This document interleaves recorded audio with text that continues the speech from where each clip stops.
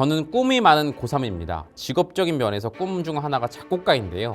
제가 색다른 음악을 만들어낼 재능이 없다면 아예 시작하지 않는 게 맞지 않을까라는 생각입니다. 과연 작곡가 같은 예체능 영역은 재능이 많은 비중을 차지할까요? 이것은 겉핥기입니다. 아무리 들여다봐야 새로운 걸 발견할 수 없어요. 개인적인 것이 가장 창의적인 것이다. 어떻게 하면 대중에게 새로움을 안길 수 있을까? 자, 오늘은 창의성과 진로에 관련된 사연입니다. 저는 꿈이 많은 고3입니다. 직업적인 면에서 꿈 중 하나가 작곡가인데요. 때로는 어떤 곡을 듣다가 와, 내가 이 사람처럼 창의적인 멜로디를 써낼 수 있을까? 어떻게 이런 음을 만들 생각을 하지? 이런 놀라움이 듭니다. 제가 아무리 연습한다 한들 이런 퀄리티의 곡을 써내서 대중에게 새로움을 줄 수 있을까 싶고요. 대중은 늘 새로운 걸 원하는데 제가 색다른 음악을 만들어낼 재능이 없다면 아예 시작하지 않는 게 맞지 않을까라는 생각입니다. 어느 정도 연습으로는 대중적인 흔한 리듬은 카피할 수 있겠지만요. 리스너들에게 충격을 줄 만한 만큼의 참신함은 연습으로는 나오지 않지 않을까요? 그래서 예체능은 재능의 영역이다에 대한 의견이 굉장히 많고 분분하기도 한데 답답합니다. 과연 작곡가 같은 예체능 영역은 재능이 많은 비중을 차지할까요? 자, 이런 고민이 왔는데요. 창의성, 자, 이것도 저희 스타일대로 이 도형으로 분석을 해드리죠. 흔히 새로움, 지금도 나왔죠. 그래서 대중에게 새로움을 주기 위해서 학습을 하거나 아니면 타고난 재능이 있거나 대중을 연구해야 된다. 이것은 겉핥기입니다.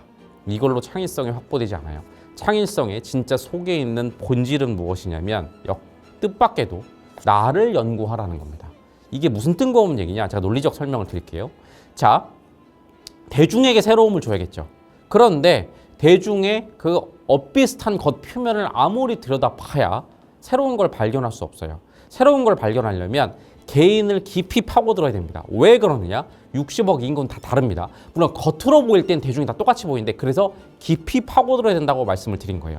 그런데 어떤 한 개인을 깊이 파고들긴 굉장히 힘들죠. 그런데 아주 세심하게 깊게 파고들기 좋은 개인이 한 명 있죠. 바로 나죠.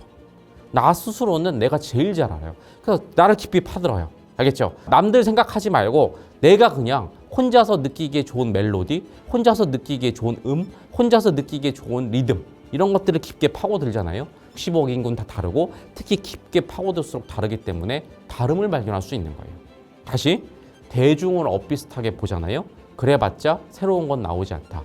60억 다 다른 개인을 깊게 봐야 되는데 가장 깊게 보기 좋은 게 나기 때문에. 자, 이게 얼토당토하는 소리가 아닌 게 그래서 라이프 코드에서 항상 강조했었죠. 개인적인 것이 가장 창의적인 것이다. 뭘 응용한 겁니까? 뭐 예전에 영화 감독 중에 이런 말 하는 사람 있죠?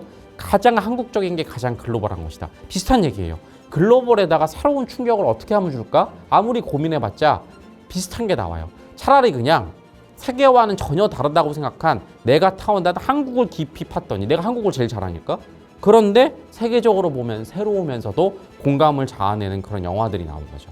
비슷한 얘기로 예전에 스티브 잡스가 이런 유명한 말을 했어요. 애플은 소비자 조사 따윈 하지 않는다.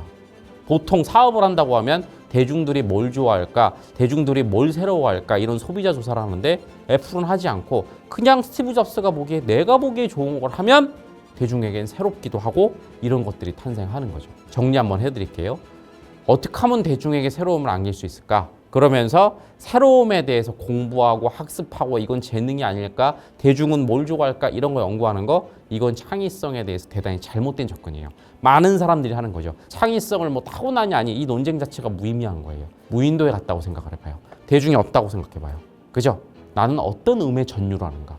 어떤 리듬을 좋아하는가? 나를 깊이 파고 들어가세요. 알겠죠?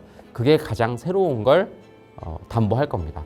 물론 이런 걱정이 될 거예요. 진짜 나를 깊이 파고 들어갔더니 너무 새로운 게 나왔어요. 근데 너무 새로워서 대중이 아무도 안 좋아하면 어떡하죠?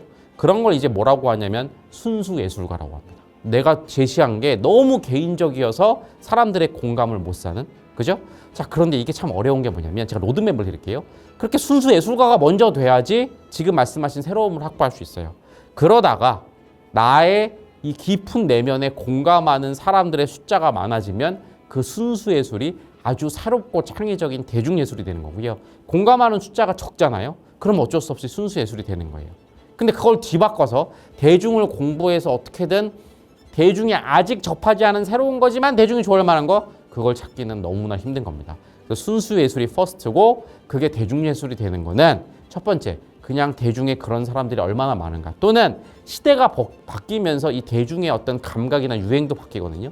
시대가 돌다가 내 어떤 감성과 맞는 시대를 기다릴 수밖에 없어요. 이게 로드맵이에요. 다시 그러니까 일단 나에 집중해 놓고 대중의 숫자나 시대의 변화는 기다리는 수밖에 없다라는 그런 얘기를 드릴게요. 또 다시 한번 이게 허무맹랑한 소리일까 봐 마지막으로 현실 예시 하나만 드리면 라이프 코드도 그런 예시죠. 그죠?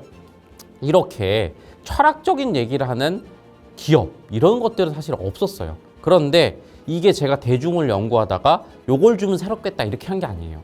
그냥 저를 비롯한 라이프 코드 구성원들이 우린 이게 좋은데? 라고 했더니 그죠? 시대가 돌고 돌고 또는 대중 중에 그게 저 깊이 무의식에 있던 사람들이 각성되면서 이렇게 수십만의 유튜브 구독자 수 그리고 우리가 기업을 유지할 만한 그런 것들이 된 거죠. 이게 100만이 될지 1000만이 될지 1억이 될지는 저희는 몰라요. 그죠? 그런데 일단 이 새로움을 만들어낸 건 그냥 우리가 좋아하는 우리 내면을 봤기 때문입니다. 그래서 다시 한번 정리하자면 창의성을 이렇게 접근하는 건 겉핥기다. 창의성의 본질은 그죠? 무인도에 있다고 생각하고 눈 감고 귀 닫고 나를 봐라. 개인의 깊은 내면에서 60억 인근 다 다르기 때문에 거기서 창의성이 온다라는 그런 가이드를 드려봤어요. 그러니까 뭐 노력하고 연습하고 재능일까 아닐까 생각하기 전에 일단 스스로의 내면을 먼저 들여다보는 시간을 가졌으면 좋겠다라는 그런 조언을 드리면서 오늘 인생 해석 여기서 끝마쳐 볼까 합니다.